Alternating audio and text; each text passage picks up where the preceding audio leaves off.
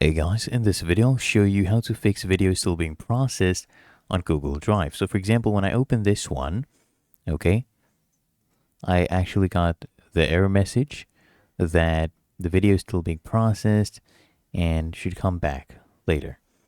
The way I fix this, very easy. So you either have to wait because you have to give it time to process, especially when the file is big. This one is still relatively small. If it's usually over 100 megabytes, takes time to process. You can't immediately watch it. What you can do, you can download the file. So click here on this icon, okay, to download it.